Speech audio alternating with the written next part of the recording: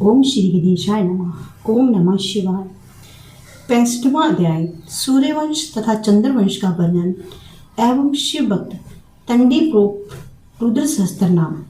ऋषिगण बोले, हे वंशविदों में श्रेष्ठ, हे रोमहर्षण, आप संक्षेप में सूर्यवंश तथा चंद्रवंश के विषय में हम लोगों को बताने की कृपा करें। सूर्य जी बोले, हे द्विजो, अदिति ने कश्यप से आदित्य नामक पुत्र को उत्पन्न किया। उस आदित्य की ज्येष्ठ भार्या के अतिरिक्त 3 और भार्या थी। वे संज्ञा, रागी, प्रज्ञा, प्रभा तथा छाया थी। मैं उनके पुत्रों के विषय में आप लोगों को बताता हूँ। त्वष्टा की पुत्री संज्ञा ने सूर्य से श्रेष्ठ मनु को उत्पन्न किया। रागी ने यम, यमुना तथा रेवत को जन्म दिया। सूर्य में प्रभात के जन्म दिया। संज्ञा ने छाया को अपने स्थान पर नियोजित किया। हे द्विजो, छाया ने उस सूर्य से सवारणी, मनु, शनि, तप्ती तथा विष्टि का यथाक्रम जन्म लिया। छाया अपने पुत्र सवारणी मनु से अधिक स्नेह करती थी।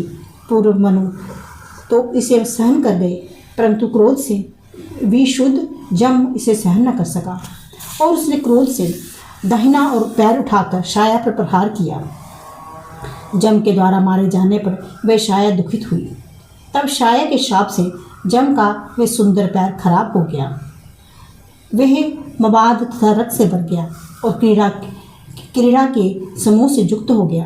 कीड़ों के समूह से युक्त हो गया। तदंतर वे यम गोकर्ण में रहकर एक फलक पर बैठकर वायु पीता हुआ 10,000 वर्षों तक महादेव जी की आराधना कर रहता रहा। शिव की कृपा से श्रेष्ठ लोकपाल तथा पितरों की स्वामित्व प्राप्त करके उसने देव शूल, मानी, पानी के प्रभाव से शाप से मुक्ति प्राप्त की। पूर्व काल में सूर्य के तेजोमय रूप को सहन न करते हुए त्वष्टा की शुभ कन्या संज्ञा ने अपने शरीर से दूसरी छाया नामक चित्र को रचना की। वे सुवर्ता स्वयं बड़वा घोड़ी का रूप धारण कर तप करने लगी। कुछ समय के बाद प्रयत्न पूर्व छाया की संज्ञा की प्रतिकृति जानकर छायापति प्रभु सूर्य ने घोड़ों के रूप धारण कर उसे बड़वा रूपनी धारणी संज्ञा के साथ रमन किया। तब घोड़ी के रूप वाली त्वष्टा पुत्री संज्ञा ने उन सूर्य से देव से ब्रह्म दोनों अश्विनी कुमारों को जन्म दिया। देवताओं के श्रेष्ठ वैद्य थे। उस महान आत्मा वाले संज्ञा पिता त्वष्टा ने सूर्य को खरादा। भगवान त्वष्टा ने रुद्र की कृपा से सूर्य के मंडल से विष्णु के चक्र को निर्माण किया, जो बड़ा भयानक था। वे उनका प्रधान था तथा दिव्य अस्त्र था, जिसे शुभ सुदर्शन चक्कर कहा गया है। भगवान श्री कृष्ण ने कालग्नि सदृश उस चक्र को प्राप्त किया था। प्रथम मनु के 9 पुत्र हुए, जो उनके समान थे। इक्ष्वाकु, नवंग, कृष्णु, शरयति, नरिश्चित, बुद्धिमान, नवागा, अरिष्ट, क्रूष्ट तथा प्रशुद्र, ये 9 मनुपुत्र कहे गए हैं। उनके ज्येष्ठ तथा वरिष्ठ पुत्री इला, जो पूर्व काल में पुरुष हो गई थी, वे सुदुम्मन नाम से प्रसिद्ध हुई। हे श्रेष्ठ मुनियों, मित्र तथा वरुण की कृपा से वे इला पूर्व काल में पुरुषत्व को प्राप्त हुई थी। पुनः शिव की आज्ञा से शरवण नामक वन को प्राप्त कर सोमवंश की वृद्धि के लिए मनुपुत्र श्रीमान सुदुम्मन को प्राप्त हुआ। इक्ष्वाकु के अश्वमेध के समय वे इला किम पुरुष हो गई। वे इला किम पुरुष हो जाने पर सुदुम्मन उस नाम से कही जाती थी। वे इला 1 महीने तक वीर पुरुष के रूप में और पुनः 1 महीने तक स्त्री के रूप में रहती थी। वे चंद्रमा के पुत्र बुद्ध के वन में रहने लगी। अवसर पाकर वे बुद्ध के साथ मैथुनी के लिए तत्पर हुई। वे तब सोमपुत्र बुद्ध और इला से परुरूपा उत्पन्न हुए, जो सोमवंश में प्रथम उत्पन्न होने वाले बुद्धिमान शिव भक्त तथा प्रतापी थे। हे तपोधनो, अब इसके बाद मैं इक्ष्वाकु वंश के विस्तार का वर्णन करूँगा।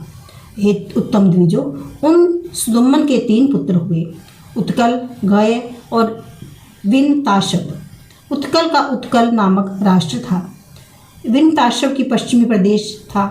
गय की गया नामक परम सुंदरपुरी कही जाती है, जिसमें देवताओं तथा पितरों की स्थिति सर्वदा रहती है। इक्ष्वाकु के ज्येष्ठ पुत्र ने मध्य देश प्राप्त किया। कन्या प्राकृति वाले होने के कारण महान तेजस्वी सुदुम्मन भाग नहीं पा सके, किंतु विशिष्ट के कहने से प्रतिष्ठानपुर में धर्मराज महात्मा सुदुम्मन की प्रतिष्ठा स्थापित हुई और स्त्री पुरुष के लक्षण से युक्त महायशस्वी तथा महाभाग्यशाली मनुपुत्र ने राज्य प्राप्त करके उसे पुरुरवा को दे दिया। 100 पुत्रों वाले इक्ष्वाकु के ज्येष्ठ पुत्र भिक्षुषी थे। वे महान सर्वधर्मज्ञ थे। उनके 50 पुत्र हुए। उनमें कुकस्थ्य सबसे बड़े थे। कुकस्थ्य से सुयोधन उत्पन्न हुए। हे श्रेष्ठ मुनियों, उन सुयोधन से पृथु से विश्वक उत्पन्न हुए। विश्वक के पुत्र बुद्धिमान आद्रक थे और उनके पुत्र जुवानाशव थे। हे श्रेष्ठ द्विजों, उनके पुत्र महोतेजस्वी शावित्स थे, जिन्होंने गौड़ देश में शावत्सती नगरी का निर्माण किया। उनके वंश नामक पुत्र उत्पन्न हुआ। वंश वंशक से बृहदर्शव हुए। कुबलाशव उनके पुत्र थे। उन्होंने महाबली धुंधु को मारकर धुंधमार नामक प्राप्त किया था। धुंधमार के 3 पुत्र हुए, जो तीनों लोक में प्रसिद्ध थे। वे दुराशव, चंडाशव तथा कपिलाशव नाम वाले कहे गए हैं। दुराशव के पुत्र प्रमोद और उनके पुत्र हर्षव, हर्षव के पुत्र निकुंभ और उन निकुंभ के पुत्र सहताशव थे। सहताशव के कुशाशव तथा रणार्षव के 2 पुत्र थे। रणाशव के पुत्र जुवनाशव थे और उनके पुत्र मंदाता थे। मंदाता के 3 पुत्र हुए, परुकुत्स, प्राकर्मी, अम्बरीश तथा पुण्यात्मा मचुकंद। ये तीनों लोकों में विख्यात थे। अम्बरीश के पुत्र जुवानाशव द्वितीय बताए गए हैं। जुवानाश के पुत्र हरित थे, जिनसे उत्पन्न सभी पुत्र हरित नाम वाले कहे गए हैं। ये सब अंगीरा के वंश के ब्राह्मण थे, किंतु क्षत्रिय रूप स्वभाव वाले थे। पुरुकुत्स के पुत्र महायशस्वी त्रसदशु थे। उनके पुत्र संभूति थे, जो नर्मदा के गर्भ से उत्पन्न हुए थे। उनके पुत्र विष्णुबुद्ध थे। विष्णुबुद्ध के तथा वंशज विष्णुबुद्ध नाम वाले कहे गए हैं। ये सब भी अंगीरा के वंश थे, किंतु क्षत्रिय स्वभाव से युक्त थे। हे द्विजों, संभूति ने अनरण्य नामक दूसरे पुत्र को उत्पन्न किया, जो त्रिलोक विजय के समय रावण के द्वारा मारा गया था। अरण्य के पुत्र बृहदर्शव, बृहदर्शव के पुत्र हर्षव थे। हर्षव से उन्हें दशदती के गर्भ से राजा वसुमना उत्पन्न हुए। उनके त्रिदंबा नामक पुत्र हुए। वे शिव भक्त थे। उन प्रतापी तथा शिव भक्त ने ब्रह्मा के पुत्र तंडी को कृपा से उनकी शिष्यता प्राप्त करके उनकी आज्ञा 1000 अश्वमेघ फल प्राप्त करने कर गणों के स्वामी का पद ग्रहण कर लिया था। मैं अश्व के मेल कैसे करूं? किस समय ऐसा सोचते हुए निधनहीन धर्मात्मा के ब्रह्मा के पुत्र तंडी नामक ब्राह्मणों को देखा और वे विशेष ब्राह्मणों रुद्र सहस्त्र नाम को उनके प्राप्त कर लिया। पूर्व काल में ब्रह्मा जी ने रुद्र सहस्त्र नाम बताया था। उसी सहस्त्र नाम महेश्वर की स्तुति करके ब्रह्मा जी के पुत्र द्विजश्रेष्ठ तंडी ने गंधदीप पद प्राप्त किया था। तदंतर पूर्व काल में तंडी के द्वारा बताए गए रुद्र सहस्त्र नाम का ग्रहण करके राजा ने भी गंधदीप पद प्राप्त किया।